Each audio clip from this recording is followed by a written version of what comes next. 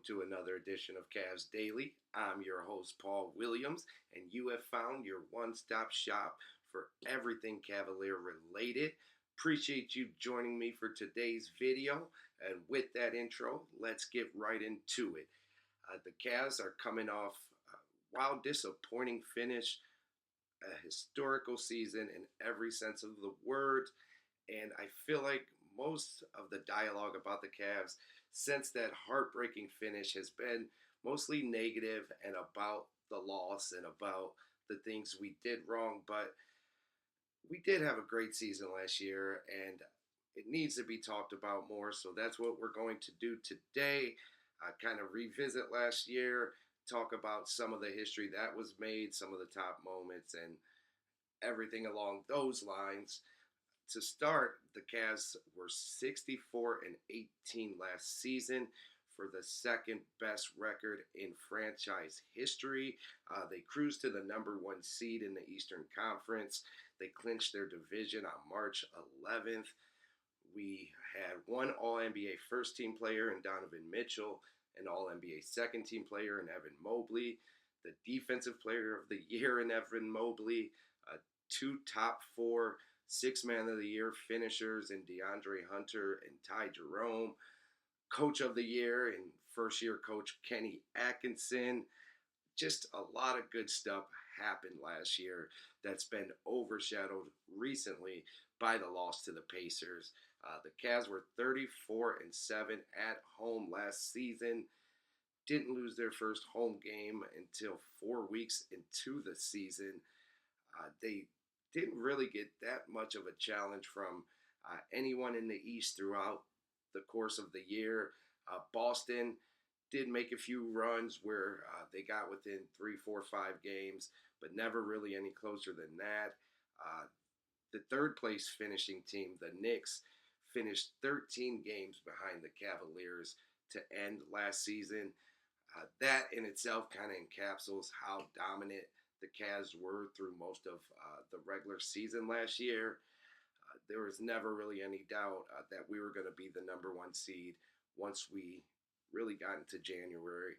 I think by that point it was pretty much set in stone, and we were already looking into the playoffs. And then, yeah, even in the first round of the playoffs, the Cavs looked great against Miami. Pretty much every player had a moment or a time where they really shined and got their recognition on the national stage. So it was just a very fun season to be a Cavs fan last year. And one of the big reasons the season was so successful and so fun was because of the many, many winning streaks that the Cavs were able to go on last year. And they didn't waste any time getting to those winning streaks as they started the season with 15 straight wins.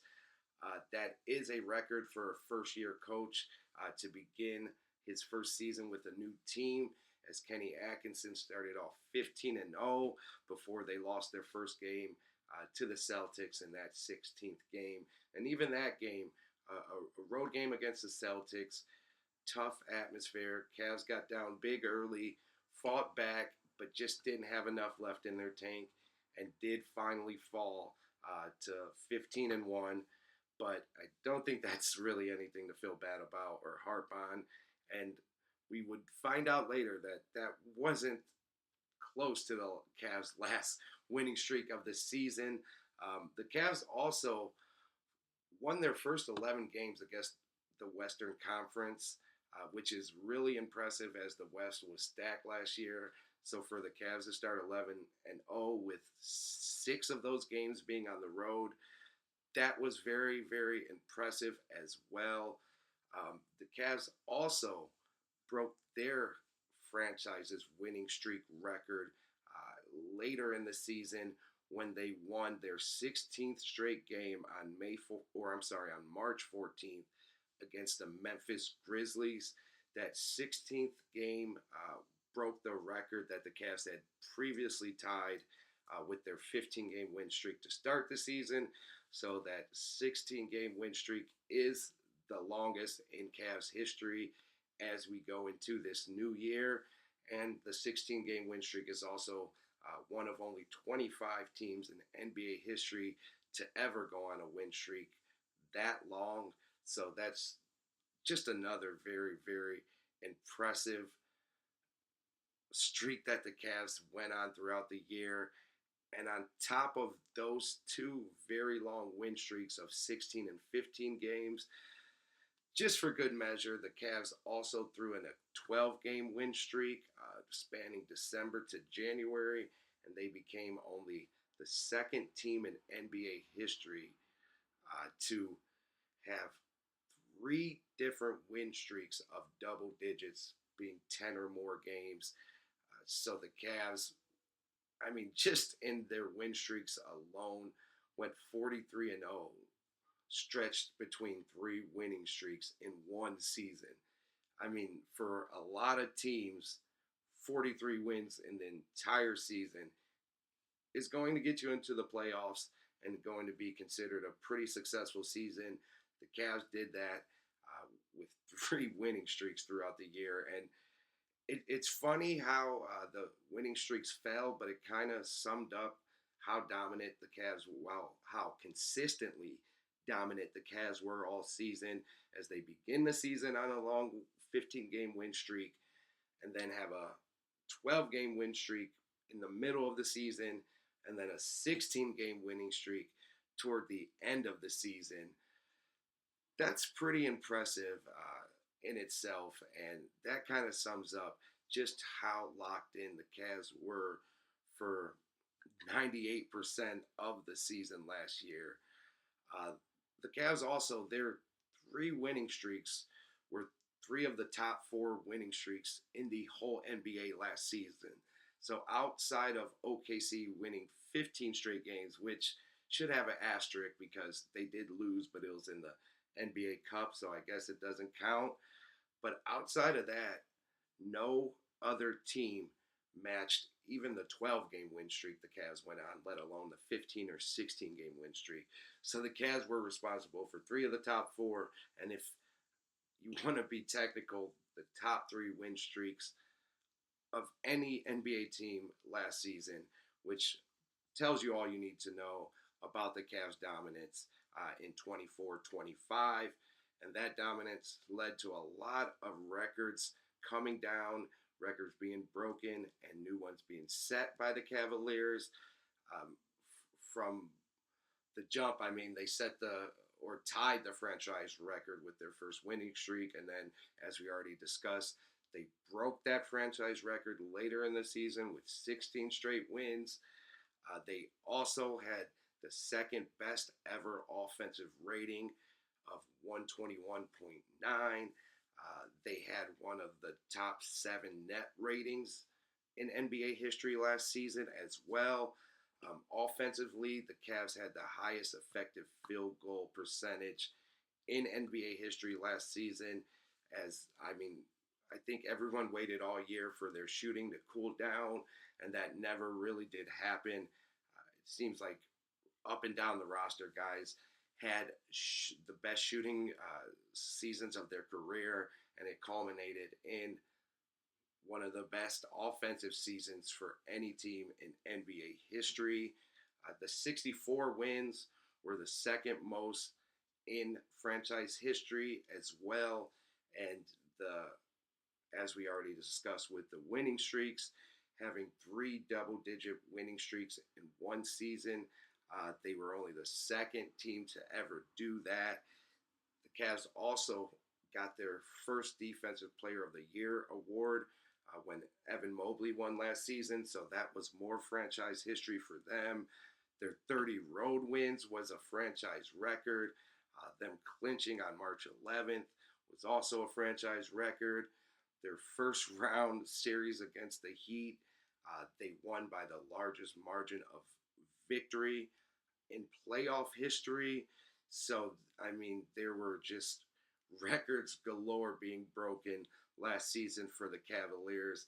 And, it just really shows that it wasn't one or two guys that were kind of carrying them this past season. It was truly a team effort from the first-year head coach, Kenny Atkinson, all the way down through players 10, 11, 12, 13, 14, and 15. Everyone played a part. Everyone had their hand in some record being broken, and it didn't end how the Cavs wanted it to end, obviously. But when you break that many records and have that many franchise milestones set in one season, even if you don't win the championship, it's hard to look at that season as anything other than a success. So hopefully, as we get further away from the heartbreak of how the season ended, we can really step back and appreciate just how magical the regular season was for this Cleveland Cavaliers team and all they did in the 24-25 season. And as far as my favorite moments of the NBA season last year, I'd also love to hear yours if you want to drop them in the comments below. But just a couple of moments that really stood out to me last season and kind of encapsulated what the Cavs were and the magic that came with the 24-25 season. The first one would be the victory over the Boston Celtics on December 1st. The Cavs were playing at home, but not looking very good against the Celtics after their historical start and losing their first game of the year to the Celtics just 2 weeks prior.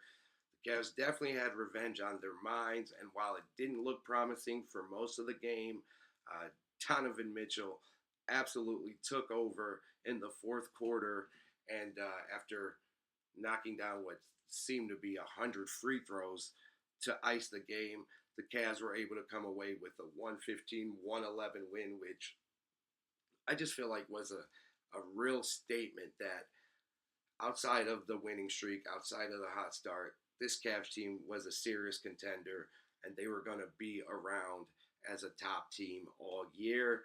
So that's just a game that'll always stick out for me for those very reasons. Then you look at the January 8th game against the OKC Thunder. Many pundits and just many people in general say that is one of the best regular season games that they can remember watching.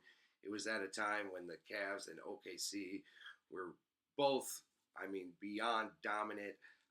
OKC was in the midst of their win streak, and their asterisk win streak was snapped that night as they fell to the Cavs 129-122. It was a 1-point game going into the fourth quarter, and OKC actually took the lead for a second early in the fourth quarter, but the Cavs were able to get contributions from numerous players and pull away late for a 129-122 victory. That really just, I think that's when it was fully established that this Cavs team is here to stay, and they are going to be a serious problem, not just for the remainder of the season last year, but for years to come.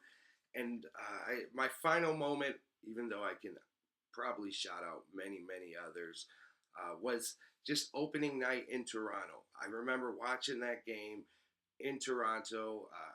I was a little, I was bullish on the Cavs, but also hesitant to be too excited coming off of a second round exit the year before against the Celtics. And I don't know, there was just all those Donovan rumors that finally got quelled after he signed a few months prior. And it just felt really good. And the offense just looked so different and so much more fluid than years prior. I knew after that game that we were in store for something special with the Cavaliers team. I'm not going to sit here and bullcrap you and say I knew we'd win 15 straight to open the year, or that we'd have all these records being broken or have the dominant season that we had. But it was clear from that first game in Toronto that this Cavs team was going to be a serious contender all year, and that worked out, and it did end up happening. With that, I will wrap up this episode 4 in the Cavs Daily Library. We'll have another one for you tomorrow and every ensuing day after that. Hope you will join me for those. And if you have any questions, comments, critiques, drop them down in the comment section. And until next time, thank you guys for joining me on Cavs Daily. I'm your host,